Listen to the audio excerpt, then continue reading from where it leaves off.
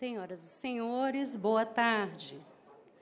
A Escola Nacional de Formação e Aperfeiçoamento de Magistrados do Trabalho, ENAMAT, realiza nesta ocasião a abertura do Seminário Internacional sobre Sistemas de Jurisdição Trabalhista, Pesquisa e Integração.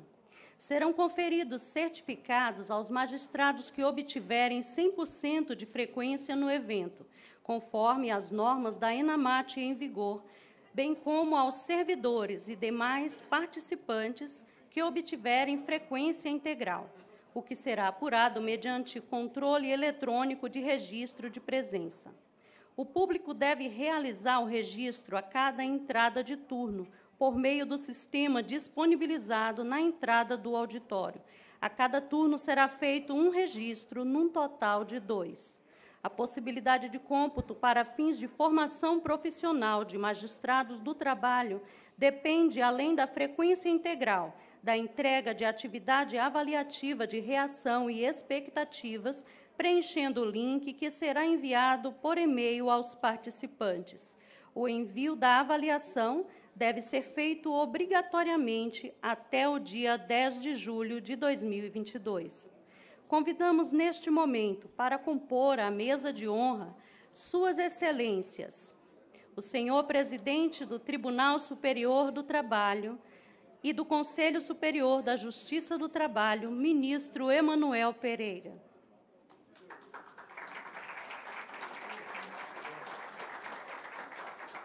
O senhor diretor da Escola Nacional de Formação e Aperfeiçoamento de Magistrados do Trabalho, ministro Aloísio Correia da Veiga.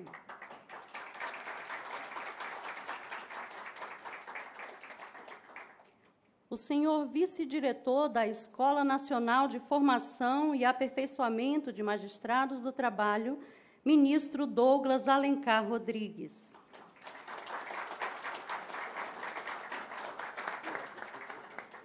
O senhor diretor do Centro de Formação e Aperfeiçoamento de Assessores e Servidores do Tribunal Superior do Trabalho, ministro Breno Medeiros.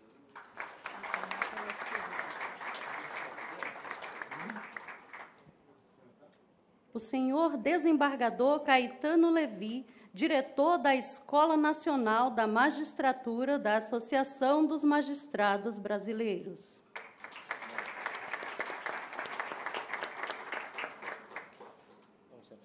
Vamos.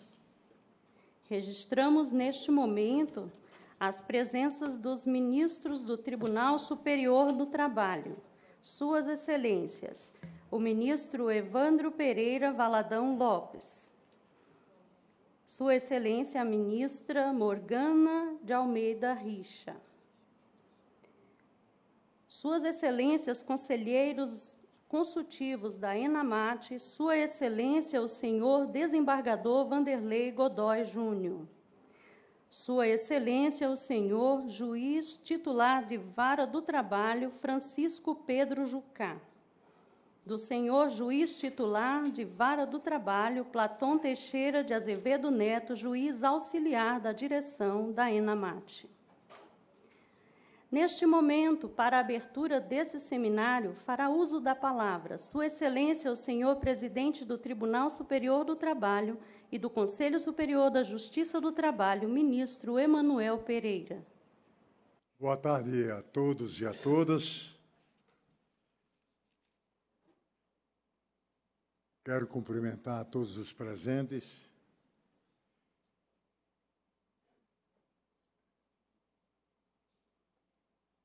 Na pessoa do ministro Evandro Valadão, aqui presente,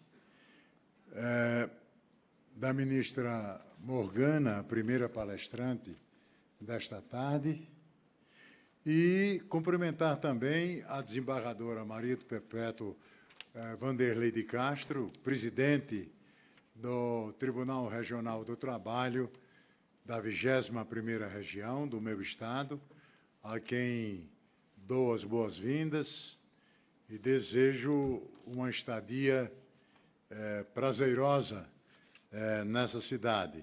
Eu cumprimento também o doutor Caetano Levi, diretor da Escola da Magistratura Brasileira, e o doutor Ronaldo Tolentino, que está nesta solenidade representando o Conselho Federal da Ordem dos Advogados do Brasil. Eu declaro aberto o Seminário Internacional sobre Sistemas de Jurisdição Trabalhista, Pesquisa e Integração. Cumprimento os membros desta mesa de honra, os senhores ministros Aloísio Corrêa da Veiga e Douglas Alencar Rodrigues, diretor e vice-diretor, respectivamente, da Escola Nacional de Formação e Aperfeiçoamento de Magistrados do Trabalho, ENAMAT. Cumprimento também o ministro Breno Medeiros, diretor do Cefast, Centro de Formação e Aperfeiçoamento de Assessores e Servidores do Tribunal Superior do Trabalho. Senhoras ministras, senhores ministros desta Corte aqui presentes, Dr. Platão Teixeira de Azevedo Neto, juiz auxiliar da direção da ENAMAT, na pessoa de quem estendo meus cumprimentos a todos os conselheiros desta escola. Senhoras magistradas e senhores magistrados, servidoras e servidoras deste tribunal, prezados palestrantes e demais participantes deste evento. É uma honra participar da abertura deste seminário internacional sobre sistemas de jurisdição trabalhista, que abordará a temática da pesquisa e da integração de dados no campo do direito do trabalho. A dinâmica da ciência jurídica não nos permite o conformismo com o conhecimento já acumulado. Experimentamos cotidianamente o natural fascínio pelo desejo do saber, a que se referiu Aristóteles. O direito acompanha a sociedade e, com ela, está em constante evolução. E, enquanto magistrados, estamos cientes que a jornada do aprendizado não tem linha de chegada, somente de partida. E, nesse cenário, é essencial a compreensão dos limites da competência e da jurisdição trabalhista para a adequada formação dos nossos juízes. De igual modo, torna-se indispensável ao aprimoramento profissional dos magistrados do trabalho o conhecimento amplo e preciso de temas jurídicos contemporâneos, assim como a sua evolução, não só no Brasil, mas em todo o mundo. Afinal, não podemos ser uma ilha nesse mar imenso que é a sociedade global. Atenta a essa realidade, a direção da ENAMAT vem se empenhando no desenvolvimento de sistemas destinados ao aperfeiçoamento da pesquisa no campo do direito do trabalho comparado. E, nesse intuito, foi instituído o Programa Nacional de Pesquisa, denominado ENAMAT Pesquisa, em 2018. Mas, recentemente, foi firmado o Acordo de Cooperação Técnica Internacional com o Programa das Nações Unidas para o Desenvolvimento, PNUD, com o Centro Internacional de Políticas para o Crescimento Inclusivo, IPCIG, e com a Agência Brasileira de Cooperação. O objetivo é o compartilhamento de experiências, seja na gestão de processos e procedimentos, seja no domínio das condições de acesso à justiça na esfera trabalhista, no âmbito de diferentes contextos sociojurídicos. Esse projeto de cooperação em sistema avançado de desenvolvimento de pesquisas muito tem enriquecido o conjunto de ações da ENAMAT, na formação, no aprimoramento e na atualização jurídica de magistrados, cujos resultados iniciais serão apresentados neste seminário internacional sobre sistemas de jurisdição trabalhista. A intenção é apresentar um panorama global da organização judiciária do trabalho no mundo por meio de análises comparativas entre os modelos utilizados no Brasil e em outros países.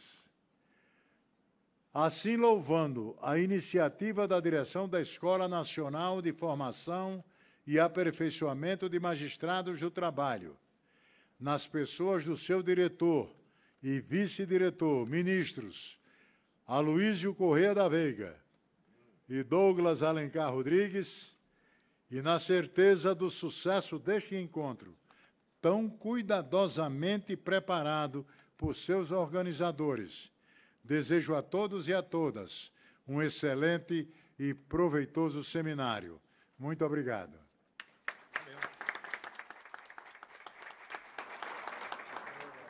Registramos neste instante as presenças de Suas Excelências, o juiz Luiz Antônio Colucci, presidente da ANAMATRA, e de Sua Excelência o senhor advogado Ronaldo Ferreira Tolentino, nesta ocasião, representando a Ordem dos Advogados do Brasil.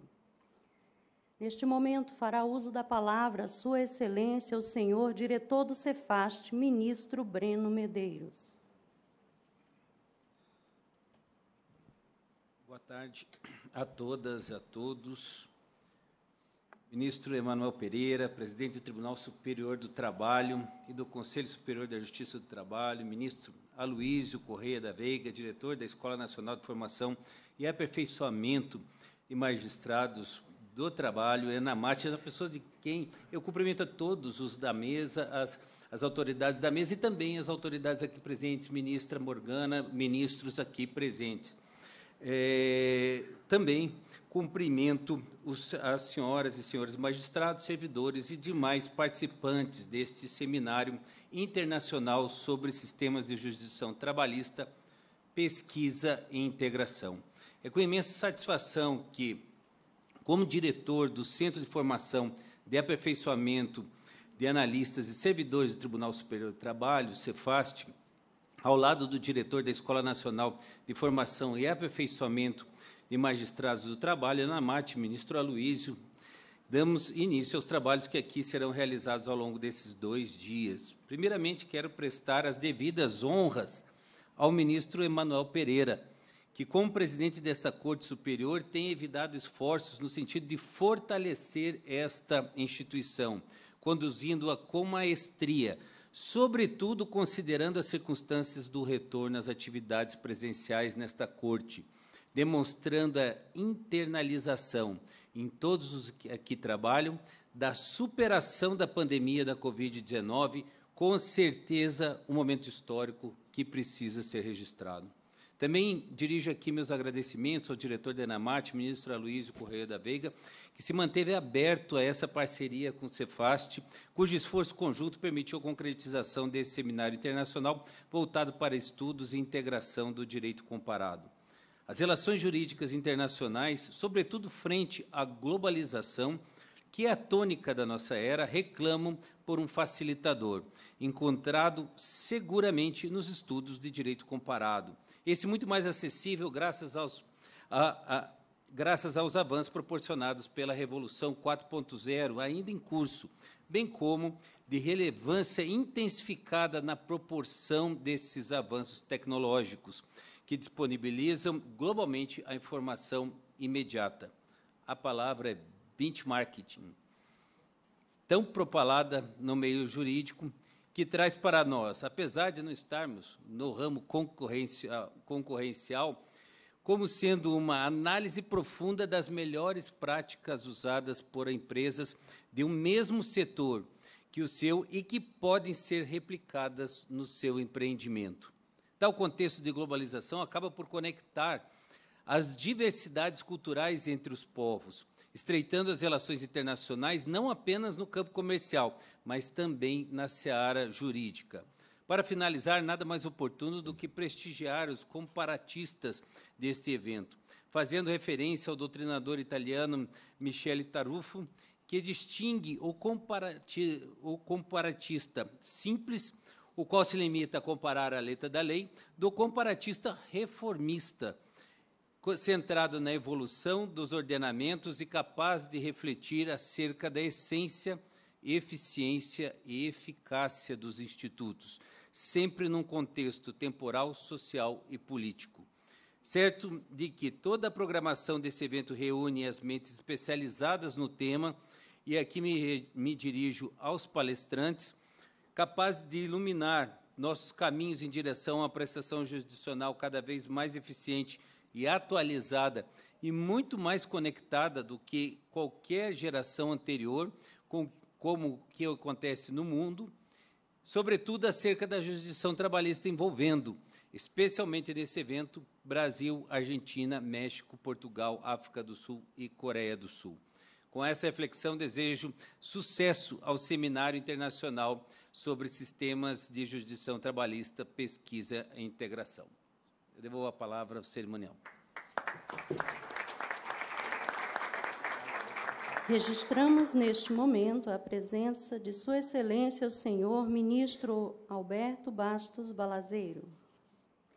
Neste momento, fará uso da palavra Sua Excelência o senhor Diretor da ENAMAT, Ministro Aloísio Correia da Veiga. Muito obrigado, boa tarde a todos. Cumprimento inicialmente Sua Excelência o Ministro Emanuel Pereira, Presidente do Tribunal Superior do Trabalho e do Conselho Superior da Justiça do Trabalho.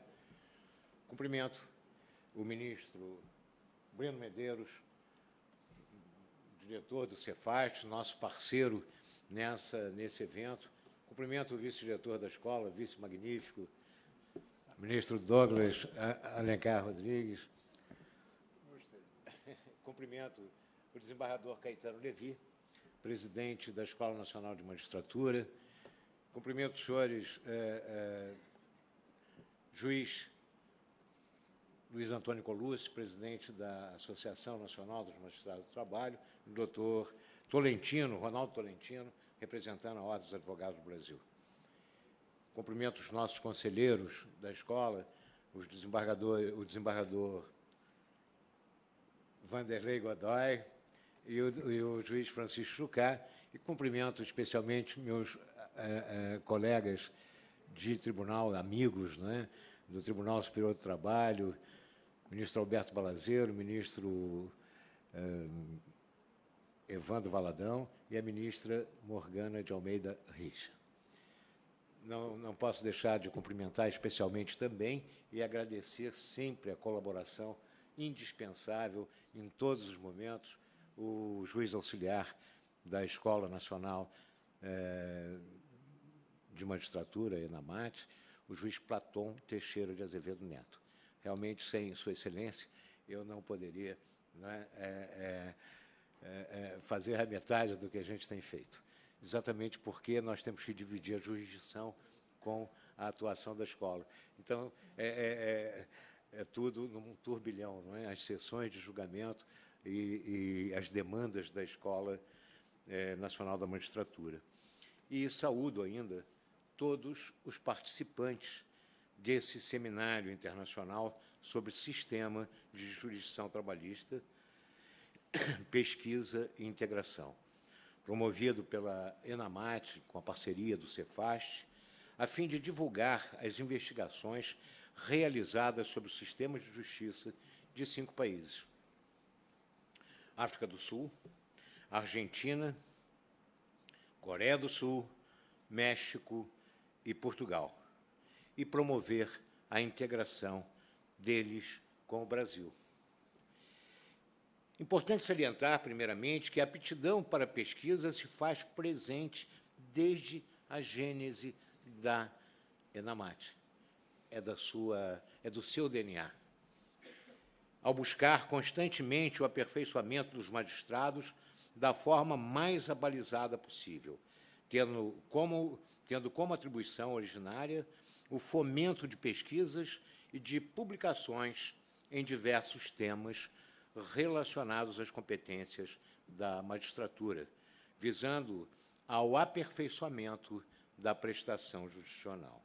Especificamente, contudo, o desenvolvimento de um programa com escopo de proporcionar melhor organização e sistematicidade aos trabalhos de estudos aprofundados em temas de interesse da magistratura começou a ocorrer efetivamente a partir da resolução número 20 da ENAMAT, que instituiu o Programa Nacional de Pesquisa dessa Escola Nacional. Com ele, foram estabelecidas linhas de pesquisa voltadas à formação da magistratura e da gestão judiciária, e foi criado o Comitê Científico de Assessoramento à Pesquisa da ENAMAT, a quem compete examinar e opinar acerca das análises envolvidas. Esse comitê é composto por 5 magistrados e 2 professores, e vem atuando com a regularidade desde o início das atividades. Atualmente é presidido pela desembargadora Tereza Asta, do Tribunal Regional do Trabalho da 15ª Região. Vale historiar ainda, em novembro de 2019, a ENAMAT firmou projeto de cooperação técnica com o Centro Internacional de Políticas para o Crescimento Inclusivo, IPCIG, o Programa das Nações Unidas para o Desenvolvimento, PNUD, e a Agência Brasileira de Cooperação, ABC, para fins de fortalecimento da produção e gestão de informações relacionadas à Justiça do Trabalho para ampliação da compreensão e aperfeiçoamento do sistema de justiça brasileiro. Dentro desse objetivo surgiu a pesquisa intitulada Análise Comparativa Internacional de Sistemas de Jurisdição Trabalhista. Após a decisão de realizar essa análise científica, os países a serem estudados foram escolhidos a partir de critérios objetivos. Primeiramente, os países onde foram classificados em 3 perfis: países com alto nível de desenvolvimento econômico, intermediário e baixo, sendo que a escolha recaiu sobre países que possuíam alto nível de desenvolvimento socioeconômico ou intermediário, neste caso, com leis trabalhistas com grau de moderado a alto de proteção ao trabalhador, que representam diversos continentes, incluindo África, América do Norte e do Sul, Ásia e Europa. Nessa esteira, buscou-se, a partir da escolha dos 5 países antecitados, desenvolver uma análise descritiva, comparativa internacional de sistemas de jurisdição trabalhista, realizando-se ao todo 6 estudos de caso, incluindo o brasileiro, a fim de se buscar compreender como as ações trabalhistas são processadas e julgadas pelo sistema judicial em diferentes contextos. A investigação foi desenvolvida e concluída com êxito, apesar das adaptações que precisam ser feitas para levantamento de dados durante o percurso, uma vez que, em razão da pandemia, não foi possível a realização de visitas in loco por parte dos pesquisadores. A solução encontrada foi a realização de webinários com estudiosos de cada país, que auxiliaram no aperfeiçoamento dos estudos desenvolvidos e validaram os textos escritos elaborados pelos estudiosos desses institutos de pesquisa contratados pelo ENAMAT. O presente seminário foi organizado para divulgar os resultados das pesquisas a toda a comunidade jurídica por meio das apresentações que serão feitas doravante, mas também os participantes receberão por e-mail o arquivo digital com os estudos realizados. Cumpre ressaltar que a comparação internacional sobre sistemas judiciais é particularmente inovadora, pois as pesquisas sobre o sistema de justiça brasileiro, em perspectiva comparada a outros países, jamais foram implementadas no grau de profundidade que se apresenta agora a toda a comunidade. Definitivamente, não podemos ficar fechados para o resto do mundo. Num contexto em que temos hoje trabalhadores brasileiros prestando serviço em empresas em diversas partes do mundo e ainda multinacionais atuando no Brasil, contratando trabalhadores aqui e fora, sem falar no trabalho remoto, que permite a atuação de qualquer lugar do planeta, e dos sindicatos transnacionais. Precisamos, portanto, conhecer melhor o direito comparado, bem como o direito internacional. Indubitável que vivemos num mundo globalizado, cujas fronteiras têm restado permeáveis. O conceito de fronteiras realmente trouxe uma mudança excepcional com a própria facilidade e pela globalização do mundo. E elas têm tornado, de fato, muito mais flexíveis, seja pela internet, seja pela movimentação ocorrida entre os países. Por isso, essa percepção macro, ainda que localizada, certamente servirá para vermos com outros olhos a nossa atuação e podermos receber boas experiências e boas práticas de outros países, para tentarmos aplicar aqui e também poder avaliar a nossa situação no contexto mundial, compreendendo em que lugar estamos dentro do cenário do planeta. Para auxiliar nesse mistério, temos esse seminário internacional, promovido pela ENAMAT, com uma programação intensa, estruturada basicamente em 3 partes. A primeira, com uma abertura, tratando da situação do Brasil, a ser feita pela minha querida amiga, ministra Morgana Richa. A segunda, com uma sequência dos 5 países estudados, a começar com a Argentina, seguida pelo México, por Portugal, pela África do Sul e, por fim, pela Coreia do Sul.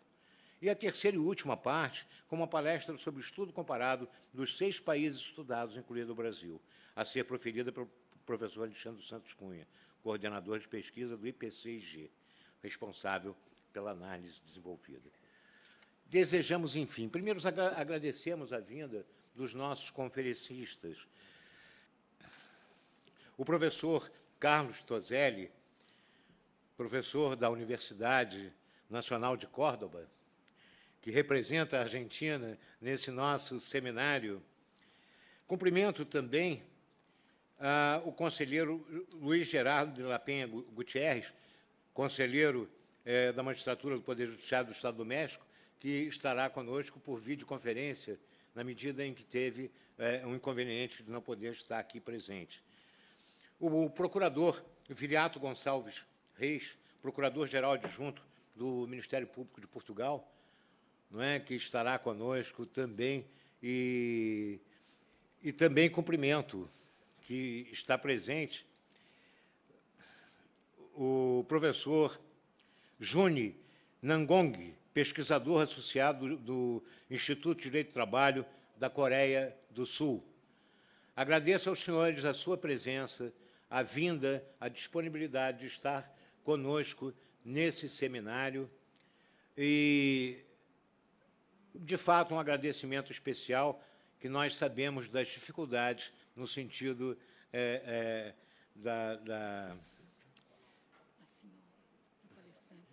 Pois é.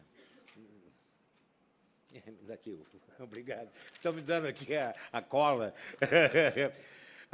E cumprimento também a professora Lauri Warwick, comissária da Comissão de Conciliação, Mediação e Arbitragem da República da África do Sul. Muito obrigado. Não é? Muito feliz e honrado com a presença de todos. E cumprimento também a todos os presentes, senhores desembargadores, senhoras desembargadoras, senhores juízes, juízas, todos aqueles que estão aqui conosco nesse seminário, desejando a todos um excelente aproveitamento daquilo que nós estamos nos dispondo a entregar para pela Escola Nacional de Magistratura para a formação dos nossos juízes, servidores, enfim. Muito obrigado a todos.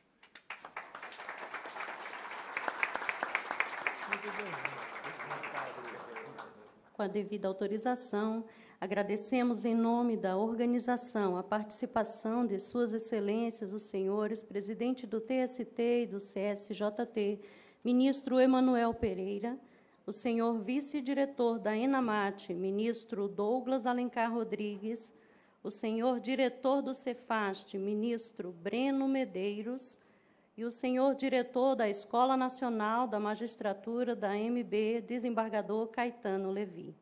Neste momento, desfaz-se a mesa de honra referente à solenidade de abertura deste seminário. Agradecemos às autoridades presentes e demais participantes. Senhoras e senhores, para continuarmos com a conferência magna, convidamos neste momento para a composição da mesa Suas Excelências, o senhor diretor da ENAMAT, ministro Aloísio Correia da Veiga, e a conferencista desta abertura, Sua Excelência a senhora ministra Morgana de Almeida Richa, do Tribunal Superior do Trabalho.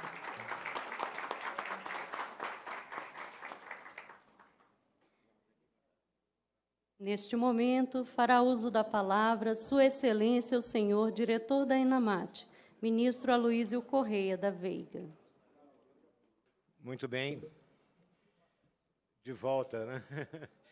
E para iniciarmos os trabalhos com a conferência de Sua Excelência, a ministra Morgana de Almeida Richa. A ministra Morgana de Almeida Richa é paranaense, né, de Toledo. Que legal. O currículo dela é de uma extensão tão grande que, se nós formos ler, não é, passa o tempo e a tarde, não é? E há uma, não é, em termos de direito processual, que fato notório independe de prova. Então, para que nós a omissão da leitura é exatamente porque a notoriedade de Sua Excelência já é conhecida pelo Brasil e mundo afora, então não precisa ser repetida. Mas juíza no Paraná desde sempre, não é? Foi na infância, na tenra infância, tomou posse como juíza substituta no estado do Paraná e foi promovida por merecimento a desembargadora do Tribunal Regional do Trabalho e depois, recentemente, veio compor, para honra nossa, o Tribunal Superior do Trabalho. Não é? Esteve no movimento associativo, cumprindo vários mandatos nas entidades representativas da magistratura, presidente da AMATRA Nona, diretora da Associação Nacional dos Magistrados da Justiça do Trabalho, a ANAMATRA, vice-presidente da Associação dos Magistrados Brasileiros, enfim, conselheira, ex-conselheira do Conselho Nacional de Justiça, não é? Teve uma atuação diferenciada, coordenadora da Escola Judicial do TRT do Paraná, atuou como membro de comissão examinadora em diversas provas de concurso público para a magistratura, e integrou diversos grupos no campo acadêmico, é doutora e mestre em Direito Constitucional pela PUC de São Paulo. E participou de diversos eventos, palestras, autora de artigos científicos. Sua Excelência é credenciadíssima para falar sobre a história da jurisdição trabalhista no Brasil, a quem eu passo de imediato a palavra para que possa proferir sua palestra. Muito obrigado à ministra Morgana Richa.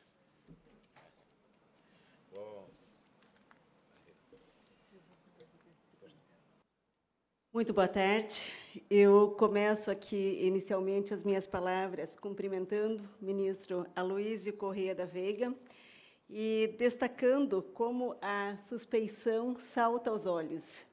São muitos e longos, bons anos de convivência e de crescimento junto a essa instituição que tanto temos apreço, ministro Aloísio. Muito obrigada pelas suas palavras de acolhida. Ao tempo em que retrato essa fala, eu cumprimento também a Vossa Excelência pela sua direção da ENAMAT na segunda versão, tão dinâmico e atuante quanto o Tribunal Superior do Trabalho tem muito a ganhar com a sua liderança em qualquer instância em que se encontre. Cumprimento também o ministro Douglas Alencar Rodrigues, vice-diretor da ENAMAT, com quem compartilhamos vários trabalhos aqui, a primeira turma, no Tribunal Superior do Trabalho, a 5ª turma, compartilhamos, e a 2ª subseção de dissídios individuais. Ministro Alberto Balazeiro, ministro Evandro, também os cumprimentos. Já os tinha liberado dessa missão de estar aqui, mas valentemente estão perseguindo aqui conosco. Prometo que vou tentar ser o mais breve possível e não cansá-los. Cumprimento também o juiz Platon Teixeira de Azevedo Neto. Juiz Platon, o ministro Aloysio já referenciou, aquele que, nos bastidores, torna possível que toda essa movimentação aconteça, e eu também sou beneficiária, ministro Aloysio, deste excelente trabalho. Junto com o juiz Platon, eu gostaria de fazer um cumprimento aqui estendido aos melhores braços que encontramos, que é a assessora acadêmica e de pesquisa, doutora Adriene Domingues Costa, sem a qual boa parte desse trabalho não teria sido possível. Cumprimento também aqui os nossos convidados. É um prazer tê-los aqui, professor Carlos Toselli, professor da Universidade Nacional de Córdoba, Argentina, o procurador Viriato Gonçalves Reis, procurador-geral adjunto do Ministério de Portugal, a doutora Laurie Warwick, comissária da Comissão de Conciliação, Mediação e Arbitragem da República da África do Sul, o professor Juni Nangong, pesquisador associado do Instituto de Direito do Trabalho da Coreia do Sul, desejando a todos os 4 as boas-vindas em nosso país, ao nosso tribunal, e agradecendo também pelo compartilhamento de ideias subsequentes que ocorrem na sequência desse seminário. Ao professor Alexandre Cunha Ouro da Casa, coordenador dessa pesquisa, que atuou fortemente no desenvolvimento e tem estado aqui conosco numa parceria, também cumprimento de modo especial. Bem, a todos os participantes do Seminário Internacional sobre Sistemas de Jurisdição Trabalhista, Pesquisa e Integração, meu muito boa tarde. Eu os saúdo na pessoa da juíza Lorena Colnago, que nos honra aqui também com a sua presença, do TRT de São Paulo, e do desembargador Aldalifal, diretor da Escola Judicial do Amazonas, também sempre presente nos eventos da ENAMAT, prestigiando e fazendo da jurisdição da 11ª Região um grande resultado. Sejam todos bem-vindos.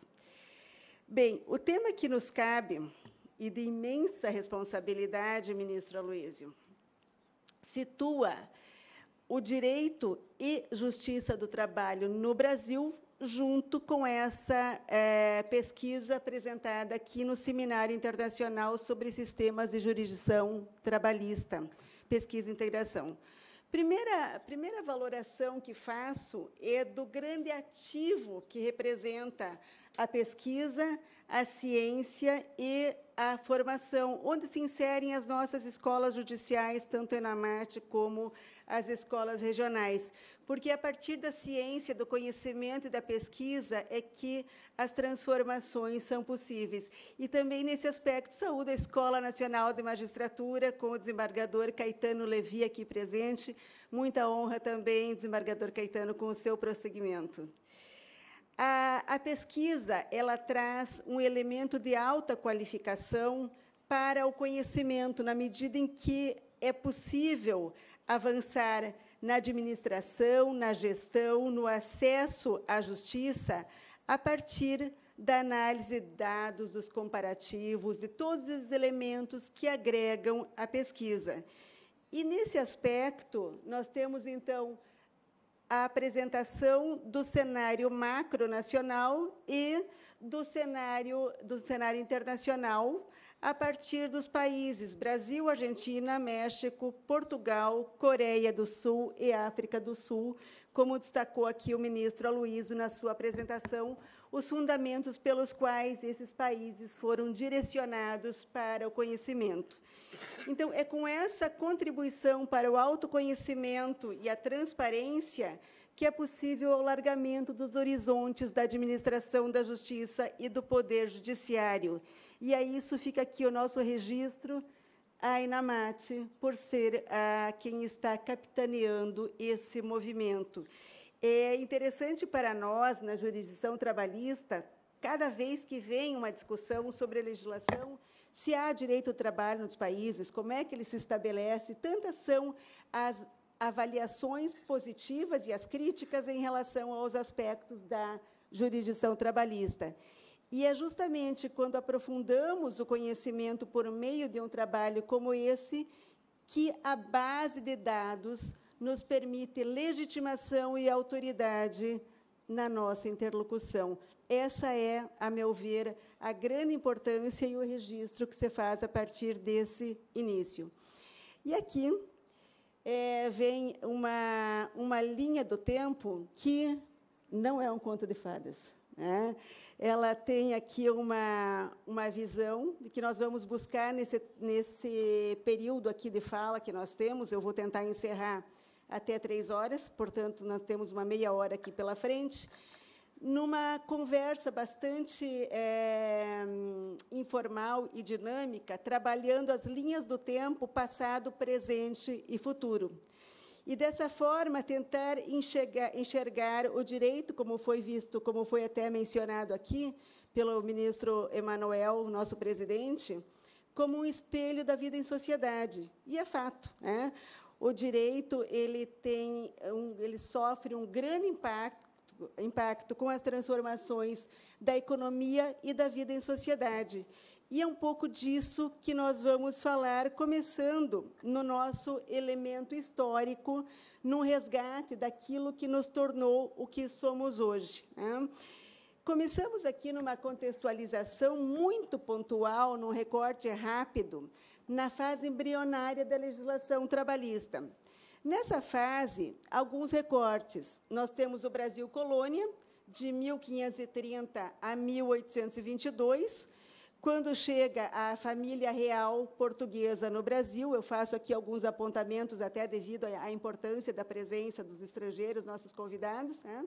Nós temos aqui um recorte histórico muito importante, que vai o período imperial até aproximadamente 1889. E o terceiro ponto de parada aqui está na chegada dos primeiros imigrantes ao Brasil, pós-1850, com a proibição do tráfico de escravos. É interessante aqui destacar, nesse aspecto, que de 1890, ministro Douglas, a 1900, nós tivemos 1,4 milhões de imigrantes que entraram no Brasil, quase 1,5 milhão. Nós estamos falando ainda do período anterior ao século XX. Então, nós estamos aqui em algo que remotamente significa 1,4 milhão de imigrantes.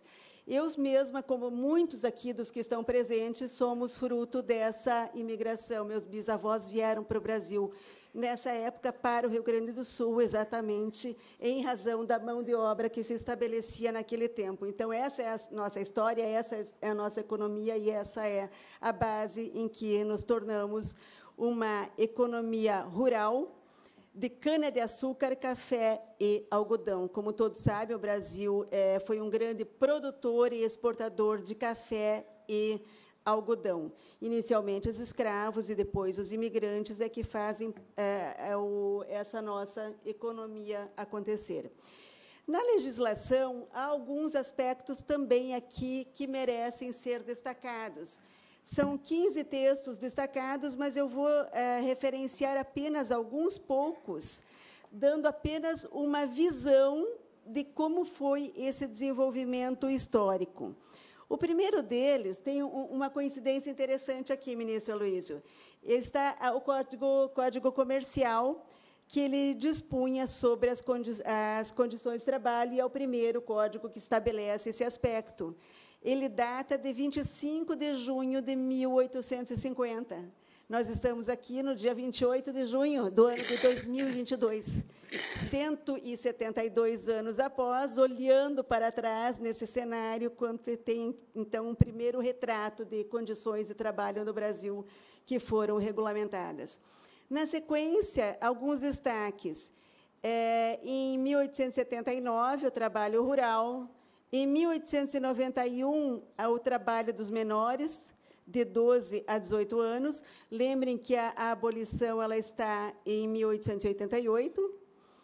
Em 1923, a Previdência Social é implantada no Brasil, também é importante esse aspecto. Em 1924, dia 1º de maio, feriado nacional, ele começa como feriado em 1924. 1925, lei de férias. 1930, a criação do Ministério do Trabalho, Indústria e Comércio. 1930 ainda limitava a entrada de estrangeiros no Brasil, né? De certa forma, foi o protecionismo em relação à própria mão de obra já nacional. E 1931, a lei da sindicalização. Ainda no curso histórico, houve, vocês vão lembrar, a Grande Depressão de 1929. E é claro que o Brasil não ficou indefenso, ele foi impactado por essa crise mundial.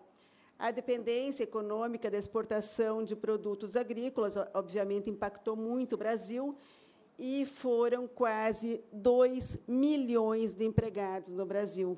Veja que, temporalmente, nós estamos falando de algo muito remoto para o significado numérico, 2 milhões de desempregados.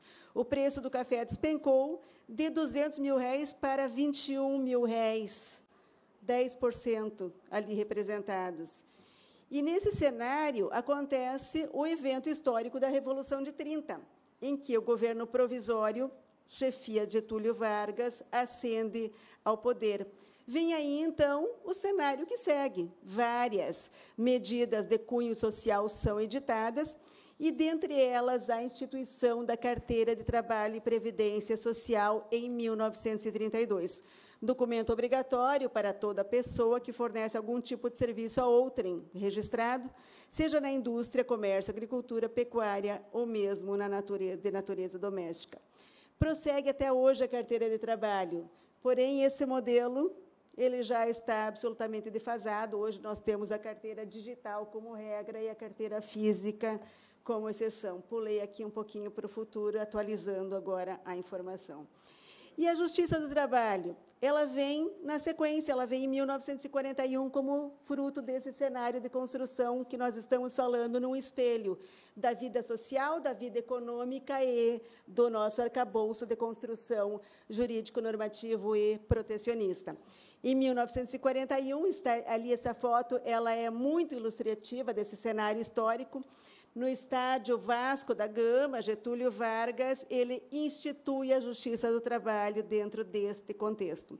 E instala-se, então, oficialmente a Justiça do Trabalho, porém, não no Poder Judiciário ainda, mas no âmbito do Poder Executivo. Vamos mais adiante aqui. Tem mais 2 anos após, estamos, então, em 1943, data celebrada e festejada, porque aqui chega a consolidação das leis do trabalho. Houve uma comissão nomeada para elaborar a consolidação das leis do trabalho, que teve a participação de um jurista no Brasil que durou longas décadas com uma prestação de serviços fantástica. Foi o ministro Arnaldo Susequim. Vejam que ele tinha, à época, 24 anos, e ele faleceu no dia que ele completaria 95 anos, não faz tantos anos, ele faleceu há cerca de 10 anos atrás, aproximadamente. E ele foi um dos grandes responsáveis pela elaboração da CLT, que até hoje, obviamente, com todas as modificações, reformas e alterações, continua perseverando como o nosso instrumento normativo mais importante, espinha dorsal do direito e do processo do trabalho. A CLT é uma consolidação, ela sistematizou normas, ela compilou legislação recente, ela atualizou e complementou outras legislações e também elaborou normas, especialmente de processo, ministro Douglas, né? Foi uma contribuição, basicamente, deles nesse cenário de transformação. Na sequência, a Constituição de 46 e a Justiça do Trabalho têm uma parada importante aqui. E por que ela é tão importante? Porque é aqui, em 46, que a Justiça do Trabalho se torna órgão do Poder Judiciário. Nesse momento histórico, reconhece-se um novo status à Justiça do Trabalho, amplo reconhecimento à função social do direito do trabalho e à própria contribuição deste ramo do direito na atuação da ordem econômica e social, de modo a garantir a estabilidade das relações entre empregados e empregadores. E essa estrutura permanece, até, inclusive, nas Constituições de 67, com a alteração da emenda de 69, também depois na Constituição de 88. Qual é o importante destaque aqui nesse cenário que nós estamos falando da construção e que também aqui ele é muito importante, eu já vou destacar no cenário normativo internacional. Nós estamos falando aqui de duas vertentes que vêm ao encontro uma da outra. A competência da Justiça do Trabalho e o poder normativo da Justiça do Trabalho. O poder normativo é uma importante característica do direito brasileiro, do direito do trabalho brasileiro, e é no âmbito do processo coletivo que o Poder Judiciário utiliza o poder normativo para estabelecer normas, o Judiciário estabelece normas que devem ser obedecidas nos contratos individuais. Esse aspecto tem assento constitucional e há aqui um comparativo bem interessante. Na Constituição de 46, nós temos o artigo 123, que já previa, então, os dissídios individuais e coletivos, quando da integração da Justiça do Trabalho ao Poder Judiciário, e na Constituição de 88, com o destaque no parágrafo 2º para o enjuizamento do dissídio coletivo, mediante comum acordo, e o parágrafo 3º, que segue havendo greve desnecessária à existência de comum acordo. Pode se propor independente do comum acordo. Então, estamos aqui na nossa sede, tem uma outra fotografia em paralelo do passado com o presente, nós estamos aqui olhando para a sede antiga do Tribunal Superior do Trabalho. Eu conheci o ministro Aloísio lá, como clone à época, convocado. Foi logo ontem também. O ministro Aloísio devia ter uns 15 anos, na época eu tinha uns 10. Né? Foi na nossa história recente. E era naquele... Oi? 15 anos. Aí complicou, aí é melhor não contar, aí é melhor prosseguir. Essa sede antiga, ela funciona hoje o Tribunal da 10ª Região.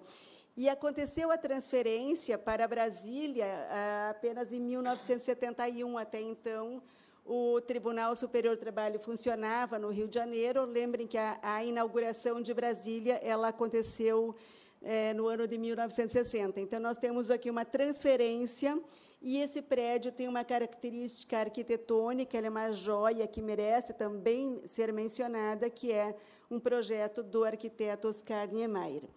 Bem, eu não poderia aqui deixar de fazer uma parada muito rápida na participação das mulheres na Justiça do Trabalho. Essa foi a primeira ministra do Tribunal Superior do Trabalho, a ministra Knéia Moreira, e ela era oriunda do Ministério Público do Trabalho. Ela representou um grande avanço na participação feminina. Esses dados aqui também a gente apresenta dentro do aspecto histórico, achei importante fazer uma pontuação neles. Eles partem de um observatório que foi constituído no âmbito do TST para verificar de perto a inserção das mulheres no espaço do judiciário trabalhista brasileiro ao longo dos seus 80 anos. Nós já estamos com 81, mas nós estamos falando do nosso recorte de 80 anos. Então, foi feita uma pesquisa por décadas com a evolução da participação das mulheres. E o que é tão interessante aqui? É que nossos dados são muito positivos. Eles mostram uma inserção que vem passo a passo, no começo, ainda mais lenta, mas num crescendo muito expressivo. Vejo que esses dados eles vão retratar a participação de homens e mulheres na composição, e, no total geral, nós estamos aqui somando o primeiro e segundo grau. Nós vamos ter, numa média, 52% de homens para 48% de mulheres. No primeiro grau, 51%, 49%, e no segundo grau, 59%, 41%. É uma participação de bastante expressão. Que, na série histórica, vai ter esse crescimento. E um dado que vale a pena observar nessa série histórica, que é a total geral, e essa que é o primeiro grau e o segundo grau, há um elemento aqui histórico, e aí eu destaco novamente a importância da incursão histórica, que faz total diferença aonde a curva absolutamente muda. É na Constituição Federal de 88. A partir da Constituição de 88, há um outro cenário da inserção feminina no Poder Judiciário Trabalhista. E falando na Constituição de 88, né, nós temos aqui um texto absolutamente garantista, mereceria uma conferência à parte, o que significa nesse aspecto, e é, sem dúvida nenhuma, uma Constituição que traz avanços, que vem do cenário mundial, constituições garantistas, que vão buscar um Estado democrático, social e democrático de direito, um Estado de bem-estar social, onde os direitos trabalhistas têm uma larga gama de reconhecimento. A isso se segue uma importante emenda de necessária referência aqui, que é a emenda 24 de 1999. Nela houve a extinção da representação classista. Até então, em primeiro grau, funcionávamos em 3, o juiz titular de carreira e mais 2 membros vogais classistas, representantes da classe dos empregados e dos empregadores. E essa foi a nossa feição durante muitos anos. Havia também a representação classista nos tribunais, em sede recursal, no Tribunal Regional de cada Estado e também no Tribunal Superior do Trabalho. Depois segue-se, a esse tempo, a Emenda 45 de 2004. Essa emenda constitucional teve também importância fundamental, ela é fundamental e fundante no Poder Judiciário brasileiro. Ela é conhecida como a reforma do Poder Judiciário.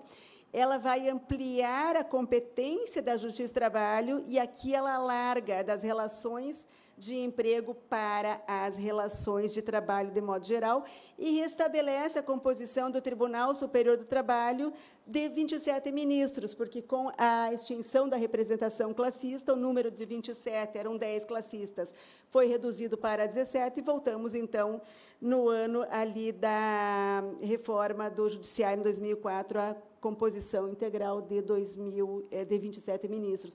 Acho que o ministro Aloysio é mais ou menos fruto dessa época da sua nomeação, ou foi depois? Foi antes. Paremos aqui no tempo. É importante aqui também o ano de 16, com a emenda constitucional 92, apenas aí que o TST passa a fazer parte, integra a estrutura da Justiça do Trabalho, ele estava fora até então.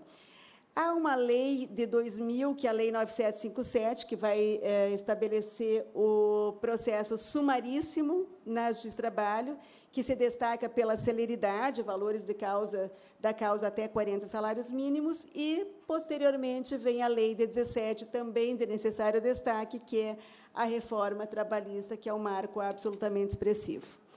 Bom, aqui nós temos, então, permeando já com o presente, a visão dos nossos oceanos. Aqui estão todos os nossos oceanos com os seus diferentes mares que vão se encontrar. A estrutura do Poder Judiciário brasileiro, em que o Supremo está no ápice, o Conselho Nacional de Justiça abaixo, em que o Supremo não está adstrito, submetido ao Conselho Nacional de Justiça, apenas os órgãos que estão abaixo. E, em relação às estruturas, nós temos os tribunais superiores, Superior Tribunal de Justiça, que vai albergar a justiça comum, considerados os ramos da Justiça, Tribunal de Justiça Estadual e Federal, né, divididos segundo as estruturas ali. O Tribunal Superior do Trabalho, com os tribunais regionais e juízes, estando inserido dentre as justiças especializadas, junto com a justiça eleitoral e militar. Na estrutura da Justiça do Trabalho, boa tarde ao ministro Alexandre Agra, seja bem-vindo também. A estrutura da Justiça do Trabalho está composta, basicamente, nas 3 instâncias, dentro das 3 instâncias, vários do trabalho e juízes de direito, por exceção, hoje em dia, acontece muito raramente, numa eventual criação de município, algo muito específico, porque a competência hoje, a jurisdição trabalhista, ela está em todo o território nacional.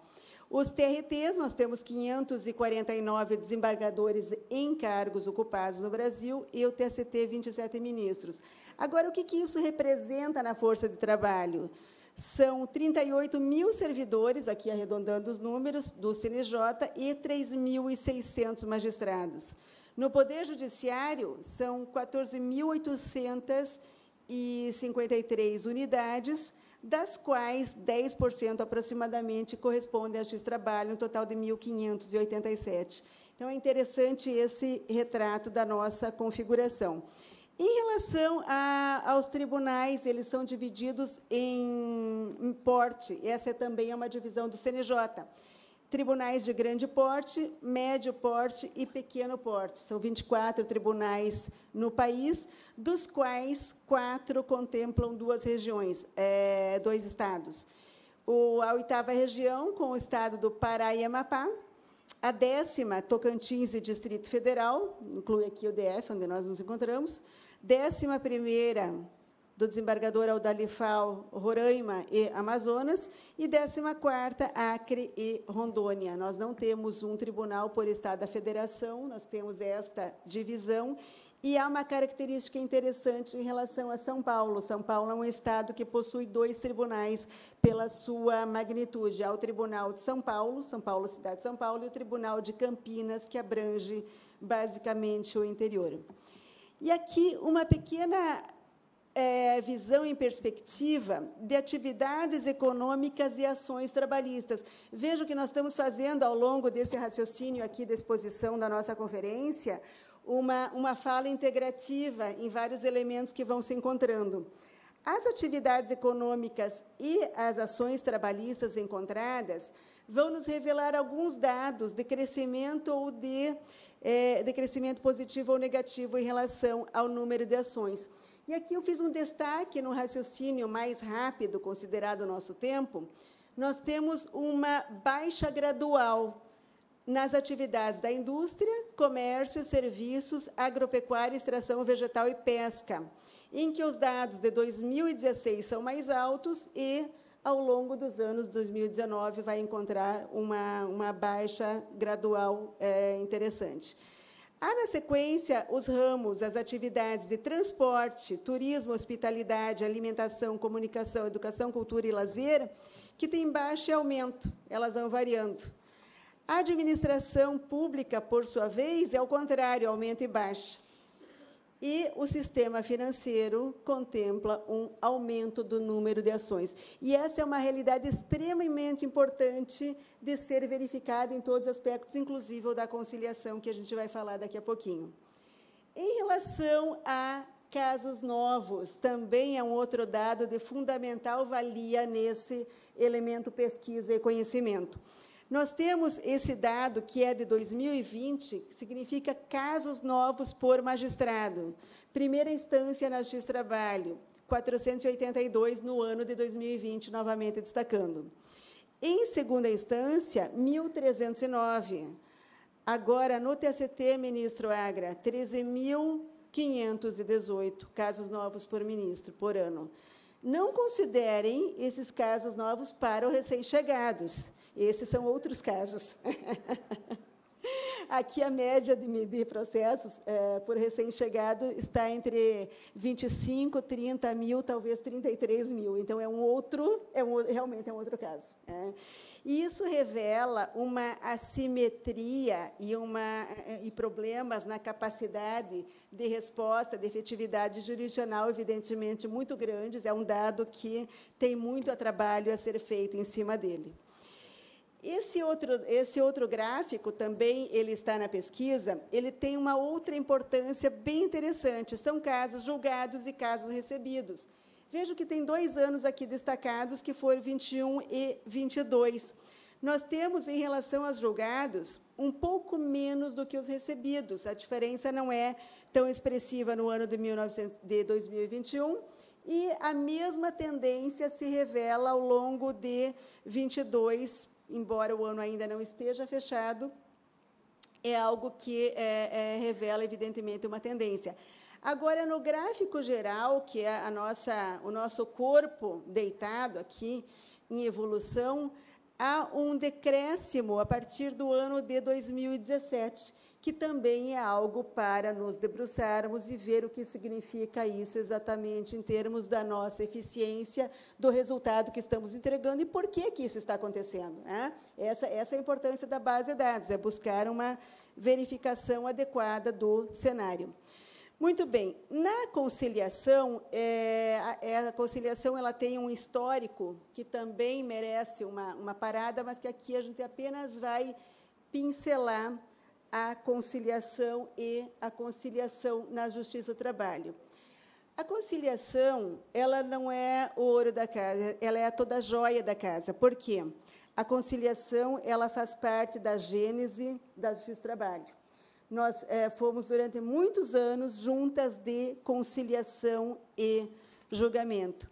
E é interessante porque depois, muitos anos depois, a conciliação vem a ser reconhecida e formalizada, regulamentada, como uma política judiciária nacional. E uma política judiciária nacional de pacificação de conflitos num cenário transformador, o que é, evidentemente, o nosso orgulho, porque a Justiça do Trabalho ela é absolutamente precursora desse espaço da conciliação. Tem da África do Sul, que vem esse trabalho, que é muito interessante. Nós temos, sobre a conciliação, um trabalho fenomenal, com algumas laudas de livros que podem aí ser examinados com bastante vagar.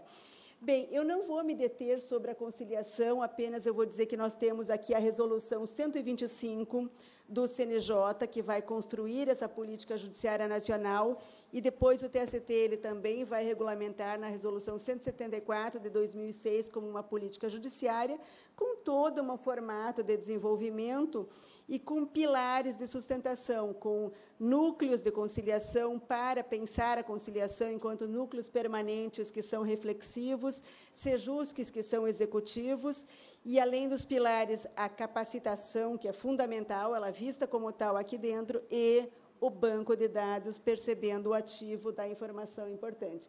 As mesas redondas, que já dizem por si só de um modelo, de uma releitura de um modelo a partir das premissas próprias, em que se estabelece. E aqui nós temos, então, na sequência, o famoso processo judicial eletrônico.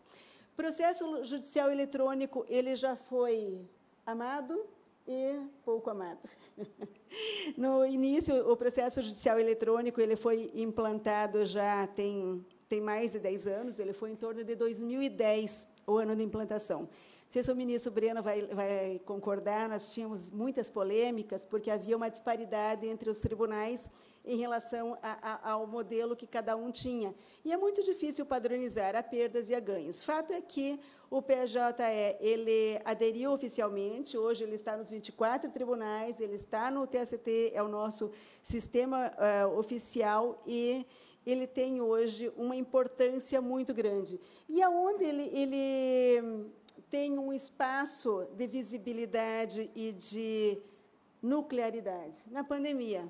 Está aqui uma homenagem ao ministro Aloísio Corrêa da Veiga, então corregedor, no momento da pandêmica situação na corregedoria, em que não havia regramento. As pessoas foram retiradas dos seus espaços de trabalho e entraram nos espaços privados, e era preciso prosseguir funcionando.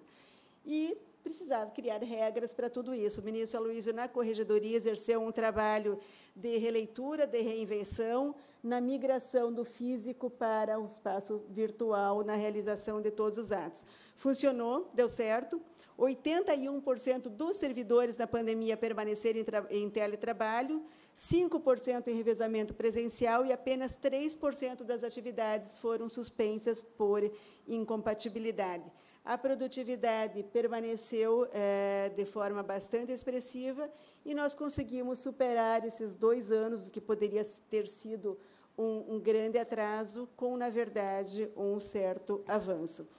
E o futuro, que é também o presente, ele cai necessariamente nas novas tecnologias. E aí eu vou encaminhar já para o final de todo o raciocínio que aqui trago. Nas novas tecnologias, o teletrabalho, obviamente, ele ocupa a centralidade do que estamos falando, porque ele envolve a tecnologia da informação e da comunicação fora do estabelecimento.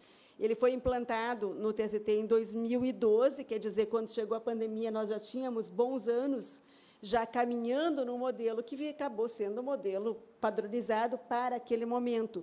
Mas nós já tínhamos um PJE em curso, nós já tínhamos um teletrabalho em curso.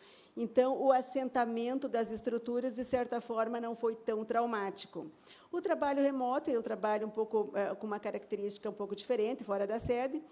A justiça digital, ela vai ter um espacinho na frente, e a inteligência artificial com as plataformas digitais.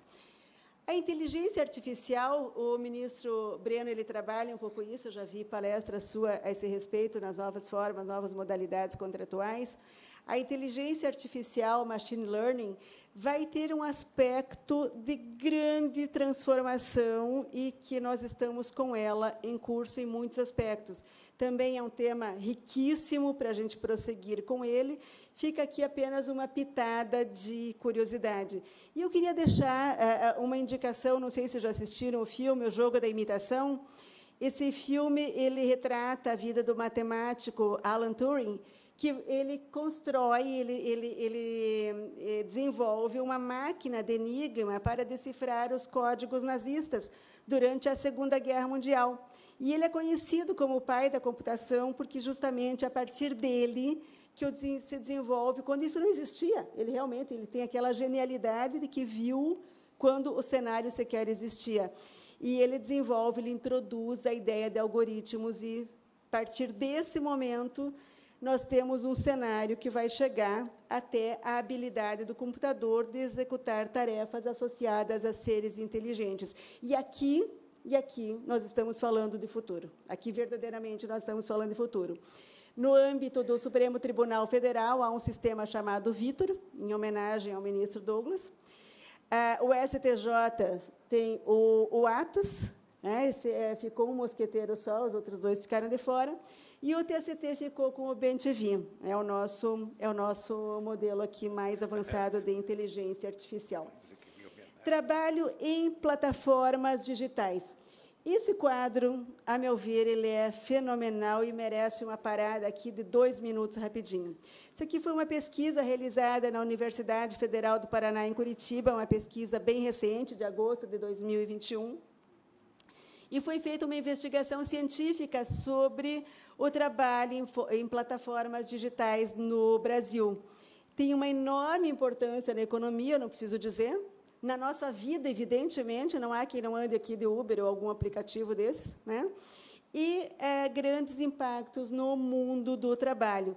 Então, vejam só o dado central ali redondo. 1.461.887 trabalhadores em plataformas digitais. Dessas plataformas digitais, um braço de cada lado. 93% aqui no braço esquerdo estão em locais físicos, desenvolvimento mediante locação física, o próprio local. E 7% apenas no espaço virtual, estão na web, lotados na web. Essa diferença representa 1.306.000 para o físico e 108.000 para o virtual. Agora, vejam só, no espaço físico, o que representa aqui? Nós temos 858.000, arredondando, pessoas que trabalham em transporte de passageiros. Estamos falando aqui, basicamente, do Uber e do 99. Contra apenas 117.000 pessoas fazendo fretes. É inegavelmente o espaço da plataforma digital a grande revolução que se encontra hoje em dia. Por outro lado, no espaço virtual, as plataformas digitais no espaço virtual, eu até agora não sei qual a pronúncia correta, mas pelo que os universitários me disseram, eu tive que consultar, porque eu já não conheço o sistema, Udemy, são cursos, mini-cursos, e aqui, não sei quem já conhece essa plataforma, alguém trabalha com ela? Fiquei até curiosa. Eu acho que ela não é fruto da nossa geração. As minhas filhas, ou provavelmente os filhos em casa, conhecerão muito bem. É onde a meninada hoje está aprendendo. São cursos acessíveis, tem de tudo, e, obviamente, acessíveis tanto no aspecto financeiro como o aspecto do conhecimento. São mini-cursos, a exemplo de o Excel, Photoshop, o que se quiser de curso vai estar aqui dentro desta plataforma digital. Também temos aqui 18 mil profissionais em plataformas de atendimentos, prestação de serviços aqui especificados, médico e odontológico. Isso significa, em Maracanãs lotados, 19, esse tanto nas plataformas digitais. 1,6% dos trabalhadores do país fornecem serviço para as plataformas digitais. E há 1.506 plataformas digitais em atividade no Brasil. Essa talvez seja a realidade mais inegável, presente e visível para todos nós.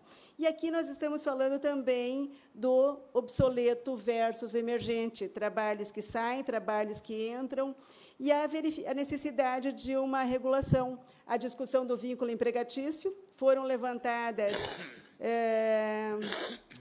várias ações, eu tenho o número aqui, 6.580 ações reclamatórias trabalhistas discutindo o vínculo de emprego nas plataformas digitais. Há vários projetos de lei em andamento, em tramitação sobre isso, sendo que o mais abrangente é o PL 3748, de 2020, que propõe um regime de trabalho sob demanda, sem vínculo empregatício. Então, é uma discussão em aberto, ela não está amadurecida e definida, e, necessariamente, nós temos que passar por ela nesse futuro muito próximo. Nos Objetivos de Desenvolvimento Sustentável da ONU, a ODS, o Poder Judiciário também ele está inserido. Aqui tem um destaque para o 16, que é paz, justiça e instituições eficazes. Então, isso está dentro da nossa atuação, dos nossos marcos de inserção.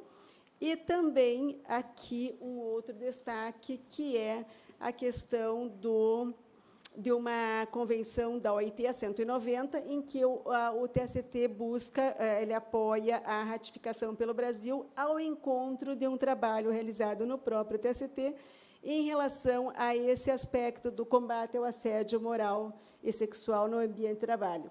Há um comitê no âmbito dos tribunais, de todos os tribunais, e o TST não é exceção em relação a isso. São feitos trabalhos anuais de informação e de formação, informação, no caso da sensibilização. E o que é interessante, ministro Aloísio, não apenas em relação aos nossos concursados, ao nosso quadro efetivo, mas também os terceirizados, e é um espaço de atuação muito relevante. Bem, a Justiça 4.0, já mencionei aqui apenas na visualização, e os programas, que também não vou me deter neles em função do nosso tempo, mas, enfim, isso é apenas para mostrar que a Justiça do Trabalho tem tudo isso, né? E é um cenário absolutamente em desenvolvimento. Nós temos hoje um avanço muito grande, mas sabemos que há largos passos para concluir. Bem, se é que é possível uma conclusão. Mas, falando em conclusão, indo aqui a ela, eu quero fazer vou gastar mais 5 minutos do tempo aqui dos senhores para fazer uma reflexão e apresentar uma outra ótica do circuito da trajetória que aqui percorremos nessa breve estrada. E essa ótica está no espaço da revolução. Nós estamos falando aqui revolução como múltiplos impactos. E a revolução é uma palavra de origem latina que pode ter vários significados, mas aqui interessa a alteração violenta nas instituições políticas de uma nação, a mudança na sociedade que ocorre no contexto político, econômico, social e cultural, onde é estabelecida uma nova ordem. E, ministro Douglas, é disso que estamos falando. Nós falamos aqui num percurso, e eu vou terminar com outro percurso, que está nas 4 revoluções industriais catalogadas. Vejam só, vou lá para o tempo de novo, eu gosto do tempo. Primeira Revolução Industrial, nós estamos na Europa, Grã-Bretanha, Europa nessa época ali, 1760, século XVIII, portanto, e América do Norte no começo dos anos 1800. Surge, então, a energia a vapor, o início da mecanização e os teares de tecelagem. A humanidade transforma, a humanidade ganha um novo percurso histórico, cultural, social, político, econômico. Segunda Revolução Industrial, final dos anos 1800, pulamos os 100 anos aproximadamente, ainda estamos aqui no século XIX. Aço, petróleo, eletricidade. Primeiro descobre-se a energia a vapor, aqui entra a eletricidade. Quando entra a eletricidade, entra a lâmpada, telefone, motor em combustão, ácido, petróleo, novamente, macro-revolução. Terceiro momento, terceira revolução industrial, conhecida como Revolução Digital. Nós estamos falando aqui da segunda metade do século XX. Começou a encurtar, né? Segunda metade do século XX entram os computadores e a automação. Mas aí chega em 2016, em Davos, Suíça, no Fórum Econômico Mundial, em que o fundador, professor Klaus Schwab, cunhou o termo Quarta Revolução Industrial. E qual é o diferencial se nós já estávamos nos computadores e na automação? O que muda desse cenário da terceira revolução para a quarta revolução industrial? É justamente a revolução tecnológica, que está desfazendo as esferas física, biológica e digital. Estão se fundindo. Nós estamos falando da inteligência artificial, de veículos autônomos, da internet das coisas, interagindo mais e mais com a vida humana. E não é um robô sozinho que vai trabalhar, não. É um robô que interage. É um robô que nos faz parte do processo de conhecimento, junto com ele, e ele junto conosco, porque ele também aprende conosco, e é disso que nós estamos falando. Nós estamos falando da fusão das linhas que separavam os humanos e a tecnologia, com tudo isso que significa, né? Com todos os elementos que isso representam. E aqui eu vou ler o que definiu esse professor ao apresentar essa quarta revolução industrial. Disse, então, o professor Klaus: a quarta revolução vai mudar a nossa vida completamente. Não apenas como nos comunicamos, mas como usamos, consumimos, mas também a nossa identidade, que, claro, dá vida a esses precedentes e desenvolvimentos como tráfego inteligente, governo inteligente, cidades inteligentes. O que vamos ver é que tudo será integrado em companhias fechadas, governo, sociedade civil. E essa evolução ocorrerá em grande velocidade, como um tsunami. Não é apenas uma revolução digital. É digital física, é claro, mas é nanotecnológica, mas também é biológica. E a velocidade que eu menciono dá força a isso. E, com essas palavras, eu realmente aqui finalizo, ministro Aloísio, para dizer que esse tempo futuro obviamente, é um tempo em aberto e uma grande interrogação. O que vai ser construído depende muito das configurações das linhas éticas, das leis gerais de proteção de dados, da percepção da sociedade que vamos construir, de que limites vai se dar a tudo isso. O que nós vamos fazer com essas plataformas digitais, de que forma isso será regulamentado. E, por certo, a Justiça do Trabalho no Brasil e no mundo tem um importante papel a cumprir. Esse é um espaço que vem muito ao encontro desse seminário internacional, em que o conhecimento é o grande ativo dessa sociedade. Eu encerro, pedindo desculpas, eu acabei cedendo aqui 10 minutos do tempo. Espero ter deixado alguma contribuição para as reflexões que seguem nesse belíssimo evento. Muito obrigada.